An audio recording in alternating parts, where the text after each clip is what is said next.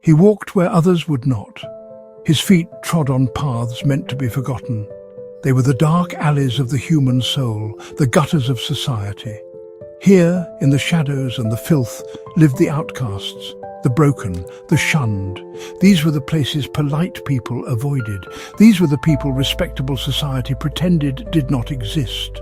But he went there deliberately. He sought them out. He was not a god of pristine temples and gilded halls. He was a god of the gutter, a god who was not afraid of the dirt and despair that clung to the fringes of the world. He came to touch the untouchables. Imagine a world divided by lines, lines of clean and unclean, lines of righteous and sinner, lines of worthy and unworthy. These were not just ideas, they were walls built high and strong. They kept people in their designated places. On one side there was acceptance, community and belonging. On the other side there was only isolation, shame and silence. To cross those lines was to risk everything. It meant inviting scandal, courting rejection and becoming an outcast yourself. The rules were clear. The social order was rigid. No one dared to challenge it. The cost was simply too high. But then a figure appears. He walks with a quiet purpose that disrupts the silence. He does not walk around the gutters. He walks straight into them. He is not repulsed by what he sees. He is moved by it. His gaze does not carry judgment. It carries a profound and unsettling compassion. He sees the leper hidden in the shadows. He sees the tax collector despised in the marketplace. He sees the woman weeping behind a wall, invisible to everyone else. He sees them not as stains on society, but as beloved children who are lost and hurting.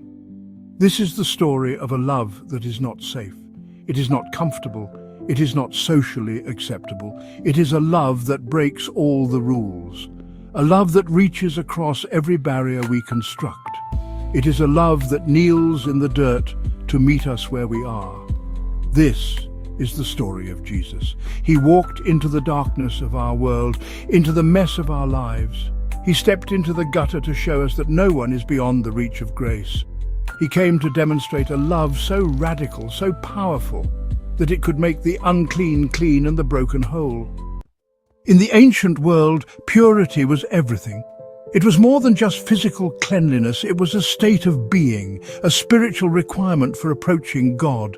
Laws and traditions created a complex system of what was clean and what was unclean. Certain foods were forbidden. Certain illnesses rendered a person ritually impure. Contact with a dead body or even with a Gentile could make you unclean. These rules were not suggestions. They were the very fabric of daily life and religious devotion.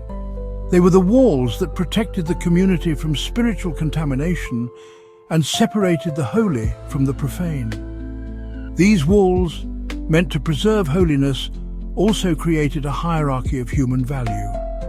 At the top were the religiously devout, the healthy, and the socially powerful. At the very bottom were the outcasts. Lepers were the most feared of all. Their disease was seen as a curse from God, a visible sign of hidden sin. They were forced to live outside the city walls, to cover their faces and to shout, "Unclean! Unclean!" wherever they went. To touch a leper was to become unclean yourself, to be cut off from the community and from the temple. They were the living dead, ghosts haunting the edges of society. But it was not just lepers. Tax collectors were also despised. They worked for the occupying Roman forces, and they were notorious for their corruption. They were seen as traitors to their own people, collaborators with the enemy who grew rich by extorting their neighbors. They were ritually unclean because of their constant contact with Gentiles and their dishonest practices. No respectable person would share a meal with a tax collector. To do so would be to endorse their sin and to stain your own reputation. They were wealthy but utterly alone, trapped in a prison of their own making. And there were others. Women suffering from chronic bleeding were considered perpetually unclean, barred from social and religious life. The demon-possessed were feared and misunderstood, seen as vessels of evil forces. Samaritans were viewed as half-breeds with a corrupted faith. Gentiles were outsiders. Sinners, the poor, the disabled, the list of those pushed to the margins was long. This was the world Jesus entered, a world of high walls and deep divides, where a person's worth was measured by their purity, their health, and their social standing. a world desperately in need of a love that could tear those walls down. Into this fractured world, a new sound began to emerge. It was not the clash of swords or the call of a king, it was the sound of footsteps, the soft, steady tread of a man walking with purpose. It was Jesus of Nazareth. He did not arrive with the pomp and ceremony of a worldly ruler.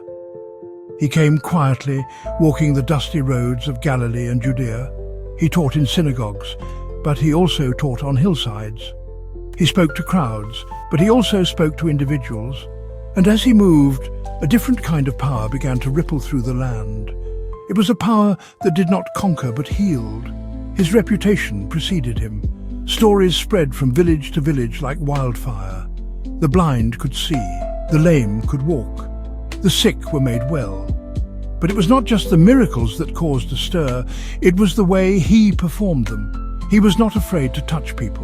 This may seem simple to us, but in his culture it was revolutionary. He laid his hands on the sick, an act of direct personal connection. He did not heal from a safe distance. He closed the gap between the holy and the broken, between the healer and the one in need of healing. His touch was an act of profound solidarity. This was a new kind of holiness.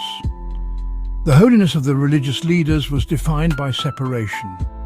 It was about keeping oneself pure by avoiding anything and anyone deemed unclean.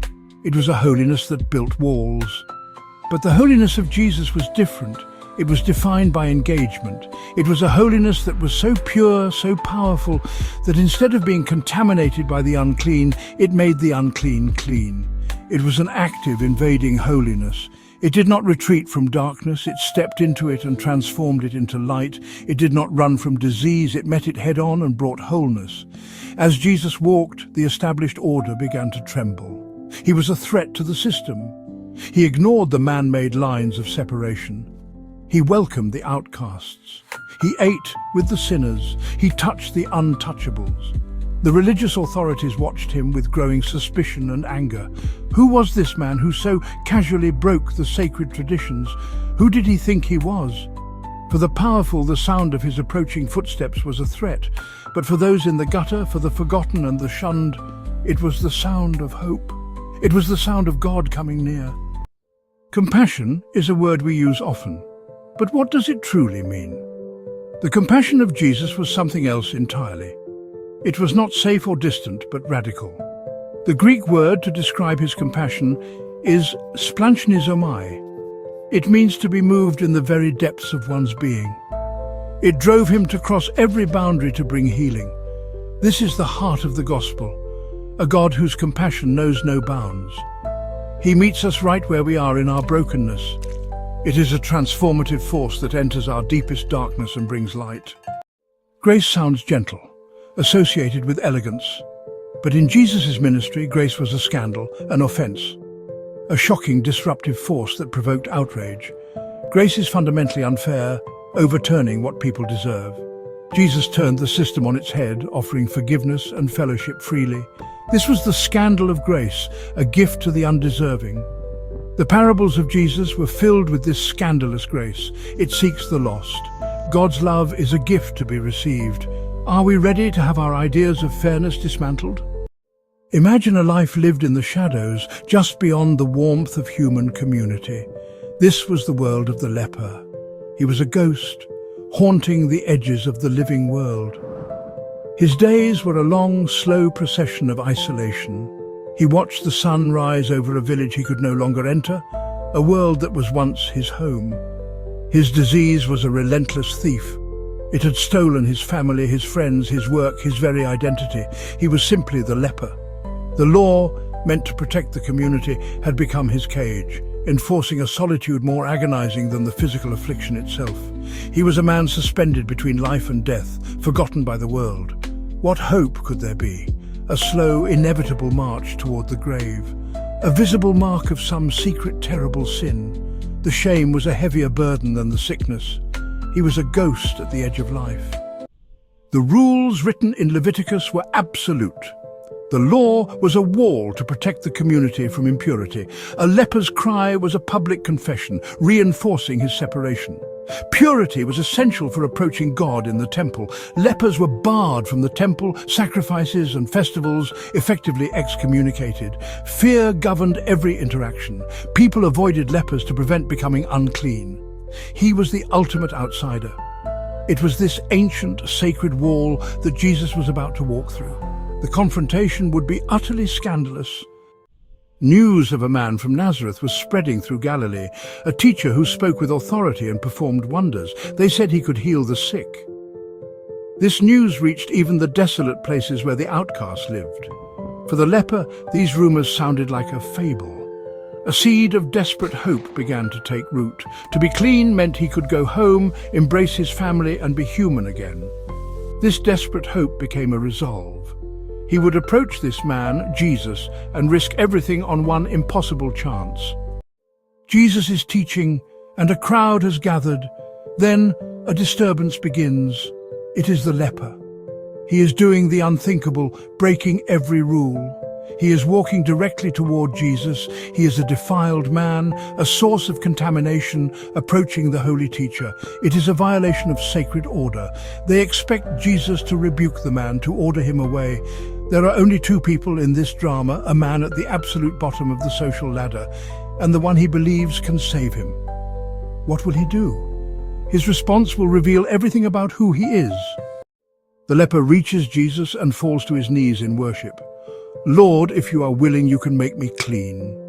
Jesus reaches out his hand. A holy hand moves toward diseased flesh. He touches him.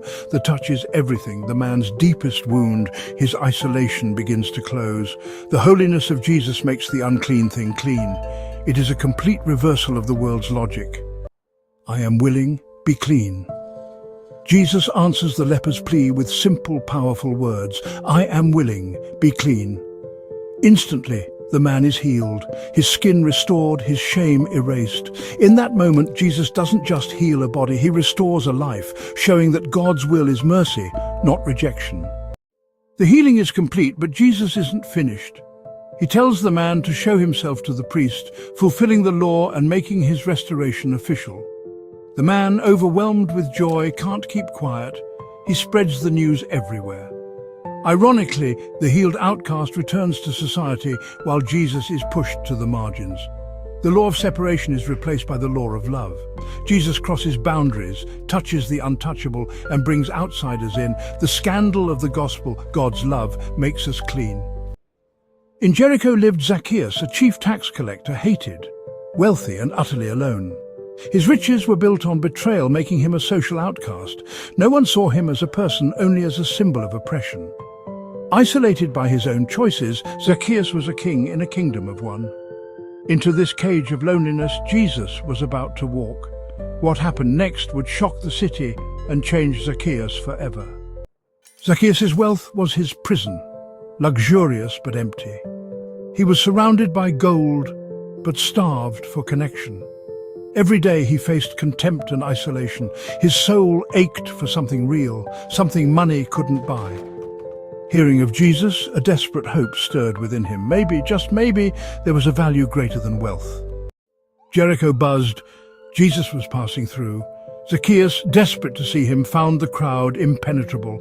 Too short to see, too hated to push through, he climbed a sycamore tree. In that undignified act, Zacchaeus showed humility and longing. From the margins, he finally had a clear view. He waited, hoping for a glimpse. He had no idea Jesus was about to see him. The procession moves slowly. Jesus stops at the sycamore tree, where the crowd halts behind him. He looks up at Zacchaeus, the city's most notorious sinner. Zacchaeus, come down immediately. I must stay at your house today. For Zacchaeus, this is an unimaginable turn of events. His view from the margins is about to become a seat at the center of grace. The invitation hangs in the air, a bombshell. The reaction is immediate and furious. He has gone to be the guest of a sinner. This is the scandal of grace in its rawest form. He is declaring that God's kingdom is open to the worst of sinners, to seek and to save the lost. He is undermining the very foundations of their social and religious order. The Bible says he came down at once and welcomed him gladly. The scandalous invitation is met with a scandalous, joyful acceptance. He is leading salvation itself through his front door. Imagine Zacchaeus' house, likely never knowing true joy, built by extortion. But today everything is different. The air is filled with light and laughter. Jesus is at the table, a guest of honor, sharing a meal with outcasts. It is a feast of grace. Zacchaeus is not judged for his past, but loved in his present. The presence of Jesus transforms him. This encounter produces an immediate result. Zacchaeus stands and declares he will give half his possessions to the poor and pay back 4 times the amount he cheated. It is the fruit of true repentance, born from the experience of unmerited grace. Jesus proclaims, "Today salvation has come to this house." Salvation wasn't a result, but a cause. Jesus restores Zacchaeus' belongings, saying, "This man too is a son of Abraham. For the Son of Man came to seek and to save the lost." Zacchaeus is restored. Jesus' welcome is transformative. He welcomes us so that we can be changed. That welcome is extended to us all. Their boat cut through the waters of the Sea of Galilee, leaving familiar shores. They landed in the region of the Gerasenes, a land considered ritually and spiritually unclean. This region was known for its tombs, places of profound impurity, haunted by death and unclean spirits. This is where Jesus chose to make landfall, on the shores of a country dominated by the dead. From the moment Jesus stepped out of the boat, a figure emerged from the tombs. They were about to see pure holiness come face to face with pure, unbridled chaos. He came screaming out of the tombs, a hurricane of human misery. This was no ordinary man. He was a being consumed by a power that had stripped him of everything that made him human. He lived among the dead, for he was no longer welcome in the world. The community had tried to contain him, often binding him with shackles and chains. But the force that possessed him was supernatural, shattering their restraints. His days and nights were a relentless cycle of torment. Night and day among the tombs and in the hills, he would cry out and cut himself with stones. This was the man who now ran towards Jesus. But Jesus did not flinch. He stood his ground on that desolate shore, ready to meet the chaos head-on. The scene is a dramatic contrast. On one side, a demon-possessed man, wild, screaming and violent. On the other side stands Jesus, the picture of perfect calm. His presence is the antithesis of the chaos charging toward him. The demon-possessed man falls at Jesus' feet, an involuntary recognition of a superior power. The demon cries out, "What do you want with me, Jesus, Son of the Most High God? I beg you, don't torture me." In the presence of pure holiness, the demonic force is exposed and powerless. It is a demonstration of absolute authority. Jesus holds supreme power over the chaos. If this story has moved you, don't let it end here. Take a moment to reflect. Who in your world needs a touch of compassion, a word of hope, or a simple act of kindness? You have the power to break barriers, to reach across divides, and to bring light into someone's darkness. Right now, commit to being the difference. Share this message, start a conversation, or reach out to someone on the margins. Let your life be a living testimony of grace, just as you've seen in these stories. Will you answer the call? Join the movement of radical love and restoration, because the world needs it now more than ever. In this moment of high spiritual tension, Jesus does something unexpected. He does not immediately cast the demon out. Instead, he asks a question. It's a simple, direct, and deeply personal question. He looks at the cowering figure on the ground and asks, "What is your name?" This is a masterful move. In the ancient world, to know someone's name was to have a degree of power over them. By demanding a name, Jesus is asserting his authority, forcing the hidden entity to identify itself and come into the light. He is not addressing the man who has long since lost his own identity. He is addressing the darkness that has consumed him. The response that comes back is chilling and reveals the sheer scale of the man's oppression. The voice answers, "My name is Legion, for we are many." A Roman legion was a military unit of up to 6,000 soldiers. This was not one demon, it was an occupying army. The name itself is a metaphor for overwhelming force, for brutal conquest and occupation. This one man's soul was a battlefield, a territory that had been completely overrun by a horde of evil spirits. It explains the supernatural strength, the uncontrollable rage, and the profound depth of his suffering. He was not just possessed, he was colonized. This answer reframes the entire story. We are no longer looking at one man's personal struggle. We are witnessing a cosmic battleground. The name Legion is significant because it is a military term from the occupying Roman forces. It represents everything that was oppressive, foreign, and powerful in their world. The man's inner state was a perfect mirror of his country's outer state, occupied and oppressed by a foreign power. His healing would therefore be more than just a personal exorcism. It would be a symbolic act of liberation, a sign that the kingdom of God had come to conquer and set the captives free, both individually and nationally. By forcing the demons to name themselves, Jesus begins the process of reclaiming the man's identity. The question, "What is your name?" is implicitly followed by the unspoken question, "And who are you?" the man buried underneath. Jesus is separating the oppressor from the oppressed. He is acknowledging that deep beneath the chaos of Legion, there is still a person, a man created in the image of God who is waiting to be rescued. The naming is the first step in driving out the occupying army and allowing the man's true self, his own name and identity, to finally emerge from the ruins. The demons, knowing their time is over, begin to beg. Their plea is not for mercy, but for a destination. They plead with Jesus not to send them to the abyss. Then they make one of the most bizarre requests in all of the Gospels. They see a large herd of pigs feeding nearby. They beg Jesus, "Send us among the pigs, allow us to go into them." It provides a visible, tangible, and undeniable sign of what has just happened. They immediately drive the entire herd of pigs to its death by granting their request. Jesus is exposing them for what they are. With a single word from Jesus, the legion of spirits floods out of the man and into the herd of pigs. The effect is instantaneous and catastrophic. They stampede down the steep bank, a torrent of bodies heading for the water. The entire herd plunges into the Sea of Galilee and is drowned. The herdsmen witness this terrifying event. Struck with terror, they drop everything and run to the nearby town, telling everyone what they have just seen.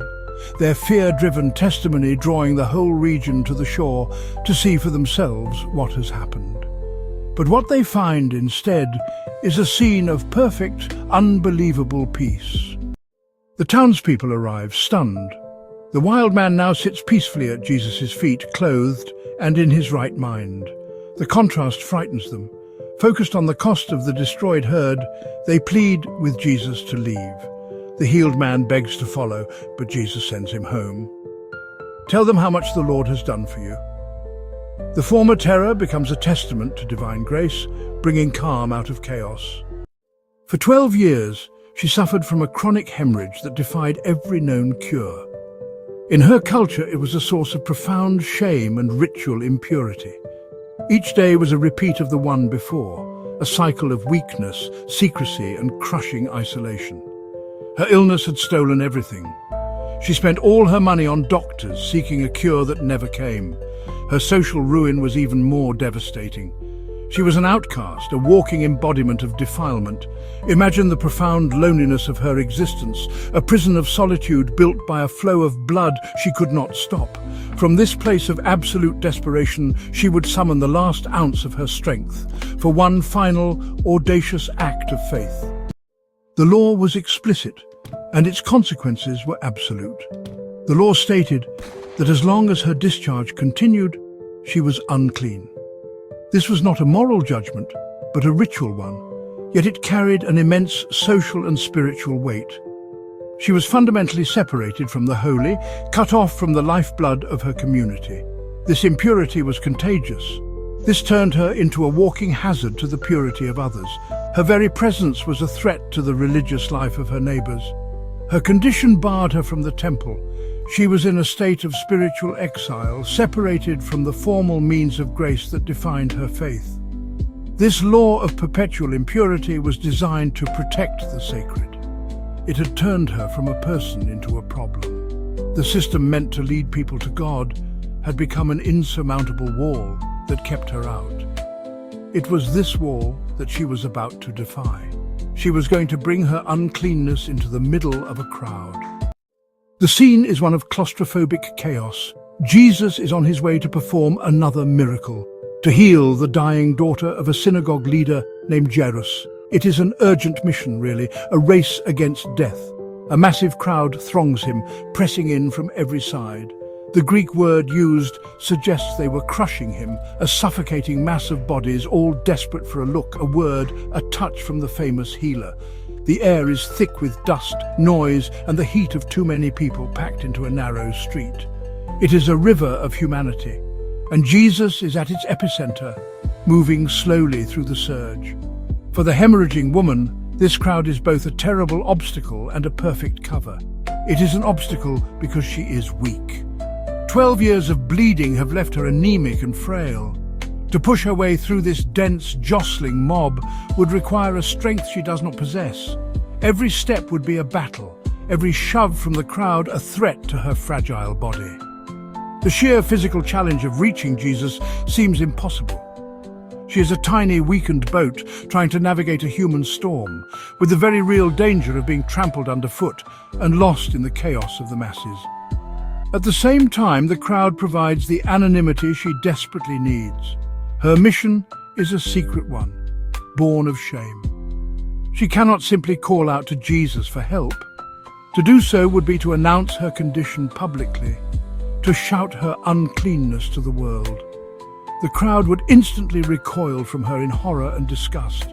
She would be shamed, rebuked, and driven away. The chaos of the mob is her camouflage. In the press of bodies, she can move unseen, her face hidden, her identity concealed. She can be just another anonymous figure in the multitude, her secret purpose hidden by the general commotion. So she enters the fray. Summoning every last reserve of energy, she plunges into the wall of people. She is pushed, jostled, and ignored. She is invisible, which is exactly what she wants to be. Her goal is not to speak to Jesus, not to look him in the eye. Her goal is far more modest, yet infinitely more audacious. She believes she does not need his attention, only his power. She just needs to get close enough to touch the very edge of his clothing. This is her plan, her desperate whispered prayer, to steal a miracle silently and then disappear back into the shadows from which she came.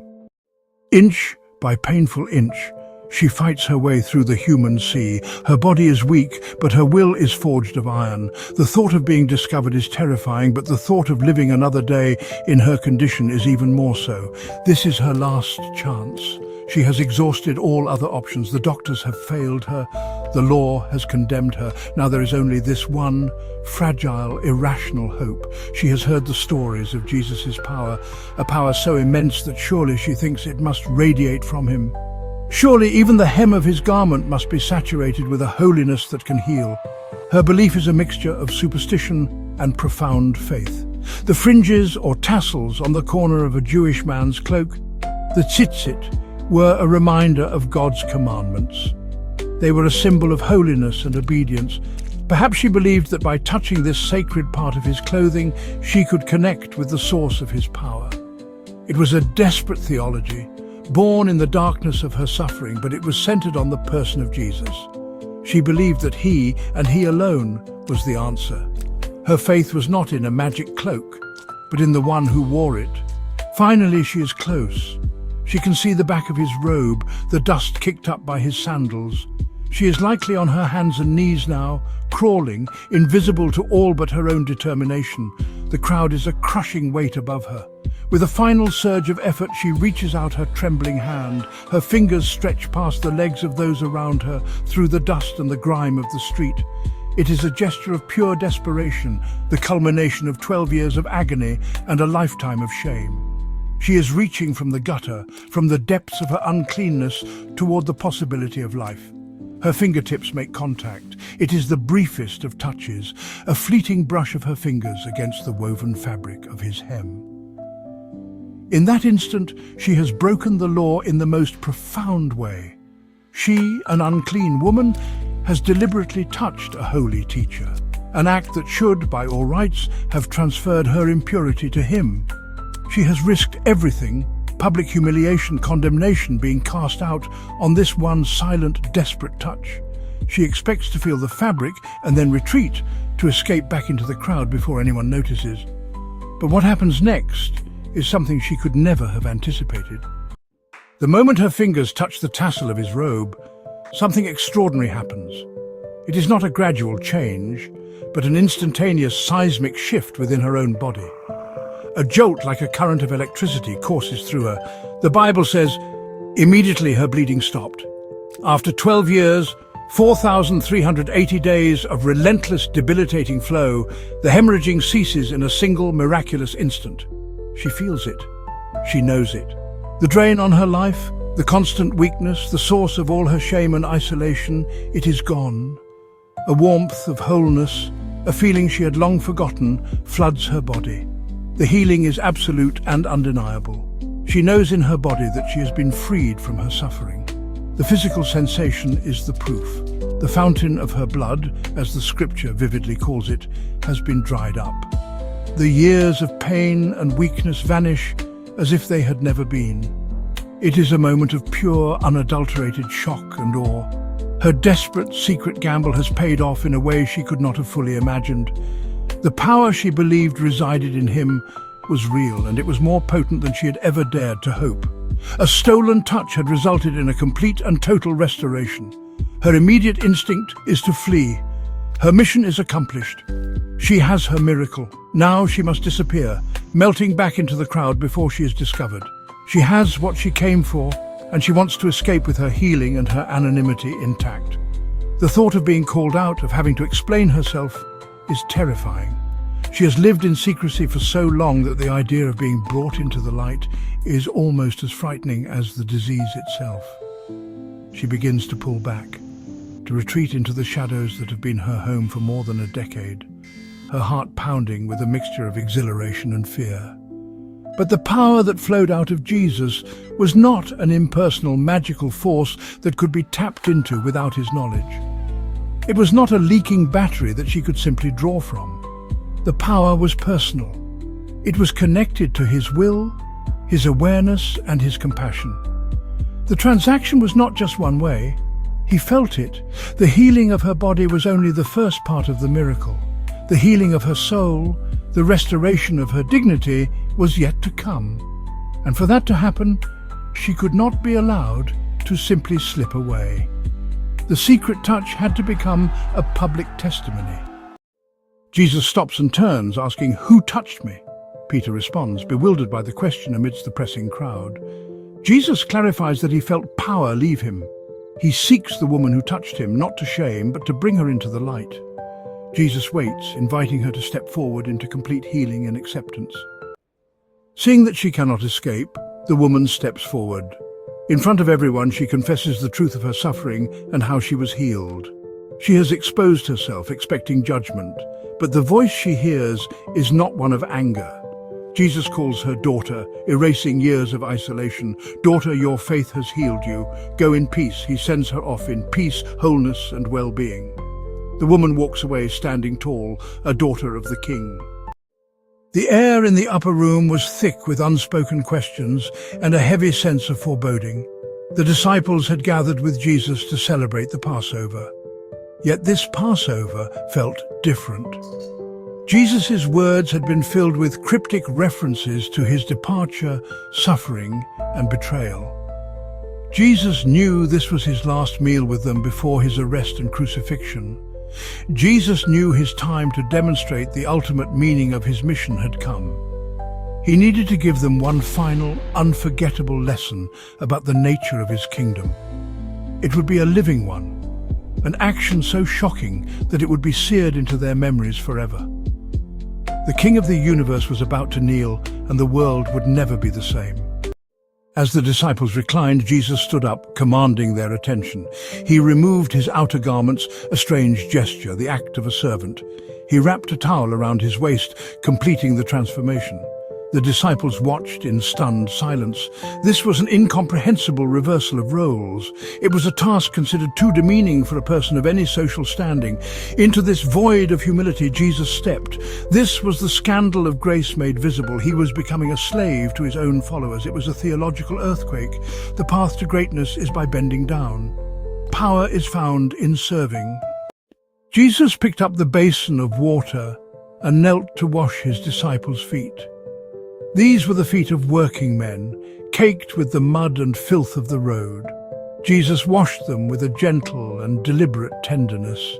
The clean water mixed with the grime, becoming cloudy and dirty in the basin. He, the pure and holy one, enters into our filth, willingly taking our uncleanness upon himself. He then carefully dried each foot, and most poignantly, he knelt before Judas Iscariot, offering grace even to his own betrayer. Here was true greatness kneeling before them, demonstrating that the heart of God is the heart of a servant. Jesus came to Simon Peter. Peter, passionate and fiercely protective of Jesus' honor, could not bear the sight of Jesus kneeling. He recoils and his protest bursts forth. "Lord, are you going to wash my feet?" Jesus' response is gentle but firm. "You do not realize now what I am doing, but later you will understand." Peter declared, "You shall never wash my feet." Jesus says, "Unless I wash you, you have no part with me." "Then, Lord," he exclaims, "not just my feet, but my hands and my head as well." Jesus patiently clarifies that those who have already been bathed only need their feet washed. After washing their feet, Jesus returned to his place. The atmosphere in the room had irrevocably altered. Jesus began to explain the meaning of the living parable. "Do you understand what I have done for you? You call me teacher and Lord, and rightly so, for that is what I am. Now that I, your Lord and teacher, have washed your feet, you also should wash one another's feet." The towel and the basin were to become the central symbols of their community, marked by humble service. "I have set you an example that you should do as I have done for you." The community of Jesus was to be a shocking counterculture, where leaders were the greatest servants. The parable in action was now a commission for life. The act of washing feet embodies Jesus' new commandment. "Love one another as I have loved you." This love is practical, active, and costly. It gets its hands dirty and identifies his followers. The world will know them by their towels, their radical, servant-hearted love. Grace is God on his knees with a towel, unafraid of our dirt. Jesus calls us to take up the towel and serve. We have walked the dusty roads and witnessed a love that defies logic, a grace that shatters every barrier. We have seen Jesus touch the leper, dine with the traitor, and honor the shamed. The gutter is not just a place in the ancient world, it's everywhere. In every society and broken heart, it's where dignity is stripped away and hope is thin. The stories of Jesus are about what he does now. He is still the God of the gutter, seeking the broken with relentless love. These encounters challenge the walls we build. No one is beyond the life-changing reach of divine grace. As we look back, a clear pattern emerges, the pattern of grace. It always begins with the initiative of Jesus. In every story, Jesus makes the first move. The second fingerprint of this grace is the scandalous nature of touch. Jesus' ministry was profoundly physical. He was not afraid of the mess. The third fingerprint is the complete reversal of the world's values. In Jesus' economy, the last are first, and the greatest are those who serve. Finally, the fourth fingerprint of grace is transformation. No one who truly encountered Jesus stayed the same. But this transformation is not a prerequisite for his love, it is the result of it. Grace is the cause, not the effect. The challenge of these gospel stories echoes down through the centuries and lands squarely in our laps today. If Jesus was the God of the gutter, then to be his follower is to be a people of the gutter. His mission becomes our mission. His compassion becomes our compass. This forces us to ask a difficult and deeply uncomfortable question. Who are our untouchables? Who are the people in our modern world that we, like the Pharisees of old, deem unclean, unworthy, or unsafe? Who do we build walls around to maintain our own sense of comfort, security, and righteousness? Our untouchables may not be lepers, but they may be the homeless person we cross the street to avoid, whose grime and poverty feel like a personal affront to our clean and orderly lives. They may be the addict, whose struggles we label as a moral failure rather than a disease, and whose chaos we fear will contaminate us. They may be the prisoner or the ex-convict, forever marked by their worst mistake, whom we deem unworthy of a second chance. They may be the refugee or the immigrant whose culture and language are different from our own, and whom we view with suspicion rather than compassion. Our untouchables might be those with whom we have profound political or ideological disagreements. People we demonize and dismiss on social media, refusing to see the humanity behind the opinion. They might be the person struggling with mental illness whose pain we don't understand and therefore keep at a safe distance. They might even be members of our own families, estranged by old wounds and bitter arguments, living in a cold, silent exile from our love. The list is long, and if we are honest, we all have one. We all have people we have pushed to the margins, placing them outside the circle of our concern and compassion. These stories from the life of Jesus serve as a divine indictment of our carefully constructed barriers. They show us a Lord who not only touched the untouchables of his day, but actively sought them out. He demonstrated that the measure of our faith is not how well we keep ourselves pure from the world, but how deeply we are willing to enter into its brokenness with a love that heals and restores.